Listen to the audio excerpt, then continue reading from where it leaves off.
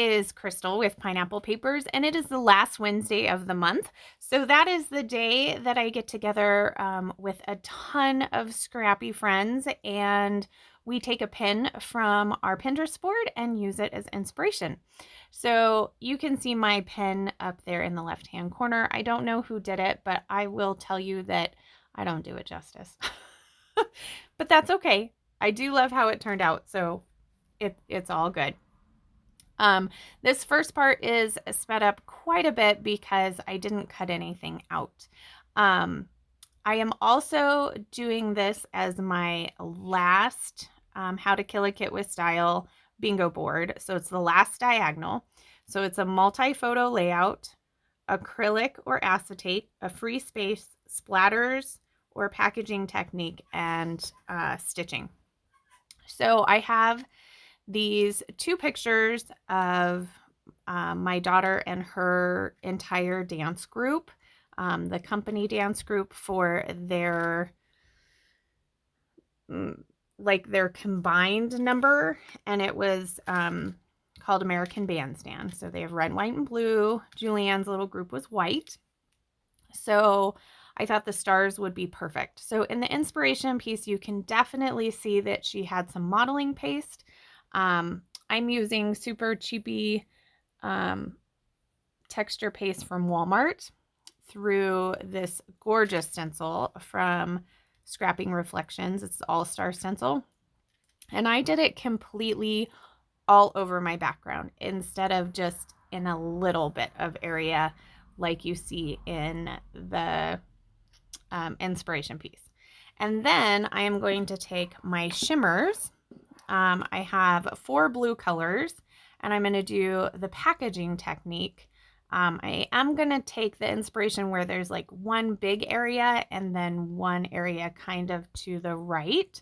But like I said, definitely did not do it justice.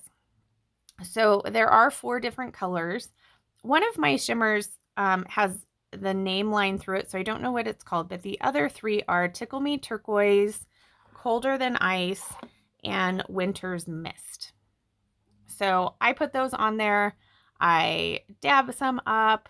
I did take it and dry it with my heat tool because I just didn't have time. Like, I only had a small amount of time to play, so that's what was going to happen. So that's what I took from the inspiration piece. Now, it doesn't look anything like it. Number one, I have 2 photos and they're 4x6. And mine is a 12x12. I don't know. I should probably try this one again. Mixed media is definitely not my forte. But I do like it and do like to try it occasionally. So I trimmed down my paper and I just did 1/4 inch on each side. And then I'm going to mat it in this pretty red paper. Now I am going to gut the back because I am going to mat my 2 photos in the red as well. The reason I decided to mat it in the red is there's a lot of blue going on in the background, and the base of my photos are white. So I didn't want it to just kind of blend in with the back. So I am going to mat it in that red. And it's still pretty warped, like not a big deal though. It's going to go in an album actually fairly quickly because this is 2020 and I'm trying to finish up my 2020 album. So it's going to go in an album fairly soon. And it'll flatten out in there. I'm not worried about that at all.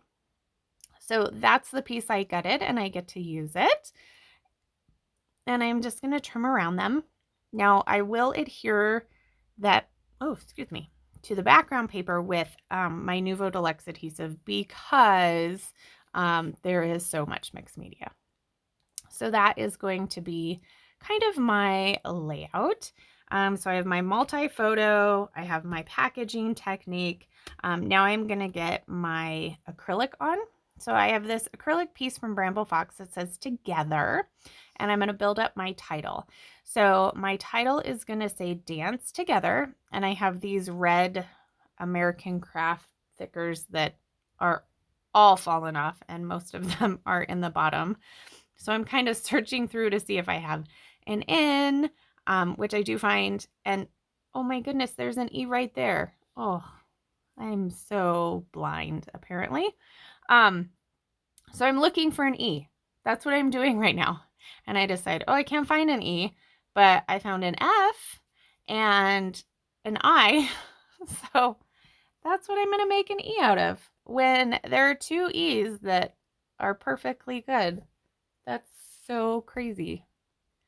Wow. I don't know what to say other than, oh my goodness. So that is initially going to be my title. And I think that at this point is all it's going to be. And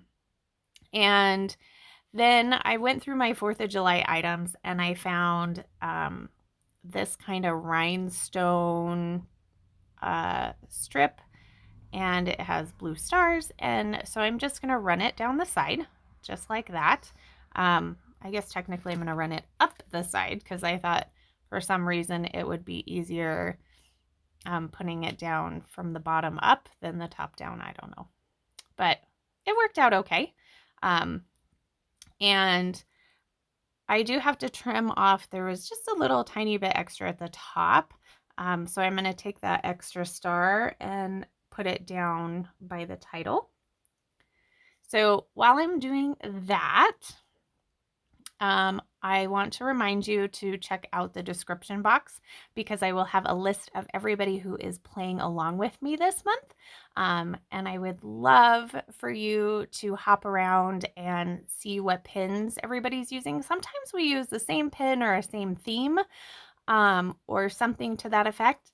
But we decided this month we were just going to be a free-for-all. So whatever we wanted. And I decided to go scrappy, which is not always what I do. So I have this sticker sheet, and they're clear stickers. I think they're probably from Hobby Lobby from back in the day. And I pull the words stars and family off of it. So the way the levels of company work, the older kids are called stars. And then the next lower kids age group is called Starlights, and then they have Pixies and Petites.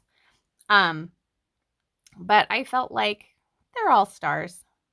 So it probably should have said Dance Together Star Family, not Stars Family, but I don't think I'm going to peel it up and take it off. We're just going to go with it.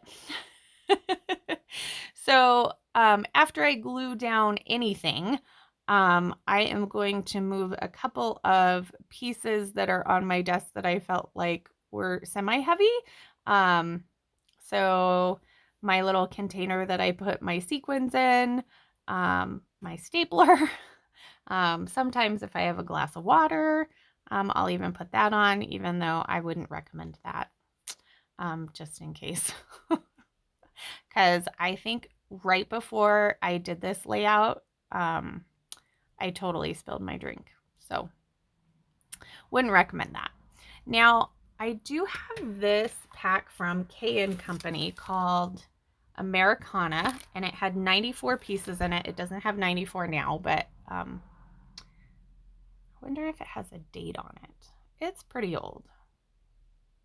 No dates. Darn it. I love finding dates. Do you guys like finding dates and then you get all excited because you use something that you've had forever? Yeah, that would have been exciting. So I'm going to take a few things from this. I'm going to take that little banner, and then I'm going to grab a couple of stars. I like this big star and then some of those bright blue stars. And I'm going to layer one up there, and then I'm going to put one down on the bottom. And lots of stars going on in here. I was thinking I needed to get a third one, but I think my stencil work can totally count as the third one, and we are good. Now, because Julianne's holding a flag, I thought it might be fun to try and get a flag on here, but every flag I have is just too big. So that's just not going to happen. So I am going to glue these down, and then the last thing I have is stitching. So I have 2 sets of sequins from Spiegel Mom Scraps, but I'm actually only going to use one.